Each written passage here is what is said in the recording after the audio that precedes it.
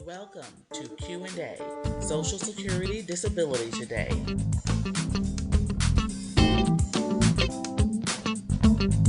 This program is brought to you by the Reeves Law Firm, representing you and your Social Security and disability needs. If you have a problem or questions regarding Social Security and disability, call attorney Anthony Reeves.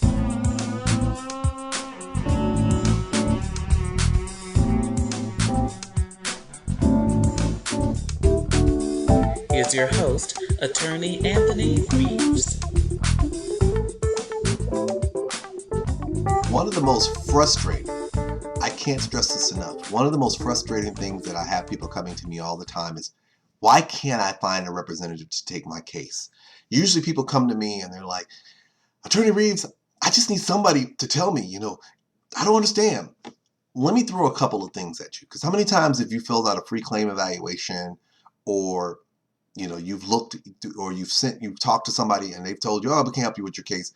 And in your mind, you're thinking, I just want somebody to tell me about what's going on with my case, what's wrong with my case to where they couldn't assist me. Here's what I tell people when they come to me and they ask me that question, and they say, oh, Attorney Reeves, I can't find anybody to represent me. Okay.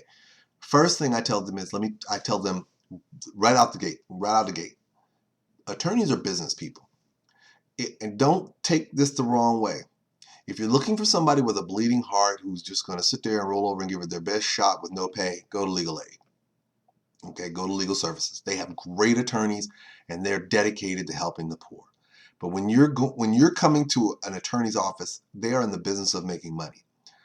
I'm not trying to be funny, because I remember this one gentleman told me a principal is a person who works in a school. They're not going to take your case on principle just because. If they do, it's because they choose to do so. But attorneys are business people. So when they come to you and they do a preliminary review and they have determined that they can't help you, they're basically telling you, for whatever better words, that looking at the facts of your case first glance, there's an indication that they may not be able to successfully prevail. Does it mean you don't have a chance? Absolutely not. Because you can always go to another representative who wins your case for you and you're like, bah, right back at you. You missed a chance to have me as a client. But in the same instance, I always tell people it's a business decision. It's not a personal decision. If they're looking in and they realize that there's nothing they can do with the case, they're not going to waste your time. More importantly, they're not going to waste theirs. But then most people are like, well, can somebody at least give me the meat and the potatoes? Well, this is what I tell people.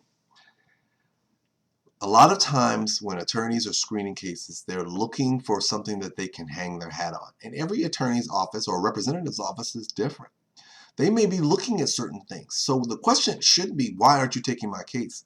The question really should be, what weakness do you see in my case that I need to strengthen that might make it more attractive for someone to represent? Now, some people would say, well, if I'm going to do all that, I'll do it myself. You're absolutely right. You totally can. But part of the representative's expertise is in the fact of being able to evaluate where your strengths and weaknesses are in your case. Let's be real here. If you really knew what the strengths and weaknesses of your case were, you wouldn't go to a representative. So it could be something very simple as you're looking at it and you haven't been to any treatment in about a year. Well, guess what? You've got to prove you're disabled. If you're not going to any medical treatment, if you're not going to any doctors, how can they prove you're disabled? Social Security looks really tough against those people who do drugs and alcohol. Guess what? If you're still doing drugs or if you're still drinking alcohol despite being told to stop, not going to help your case very much. Let's say you're working full-time. Well, you've applied for disability benefits, but you're working full-time. You're not having any sheltered work. Nobody's doing anything for you. You're still making a lot of money, and you're like, but I'm disabled, but I still got to pay my bills. Guess what? That's a case that may be tough to get money for. So I tell people when it's a representative, a Social Security representative is telling you that they can't represent your case, it's not necessarily that they're telling you your case sucks. What they're telling you is that looking at your case, there may be some areas of it that's maybe problematic. So problematic that it may be difficult to overcome. That's why when people come to me and I'm looking for those things, I'll ask those magical questions. I'm like, are you still working? Yeah. I say, well, you've got to be able to demonstrate that your condition keeps you out of work for 12 months or more. I got to wait 12 months? I can't say that. What I'm saying is that your condition either has kept you out of work or can reasonably be expected to keep you out of work 12 months or more. Well, I still got to survive. That's fine. But I got to survive too. So I'm not going to take your case knowing that you're going to work, and the first thing they're going to say is, are you working? That kills your case. It's step one of the 5-step process. It's nothing personal. It's a business decision. So I stress this again. When you're sitting here and can't figure out why somebody is not taking your case, it's not necessarily that your case stinks. You may have some great facts. Like, I'll give you another good example.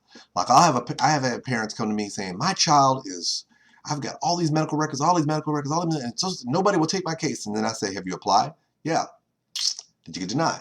Yeah. Why? Well, they say I made too much money. Now pause right there. There's no way for a representative to win a case like that, because they only get paid for the benefits they get you. Well, if you have too many resources, then you can't apply for the program. If you can't apply for the program, then there's no benefits to get.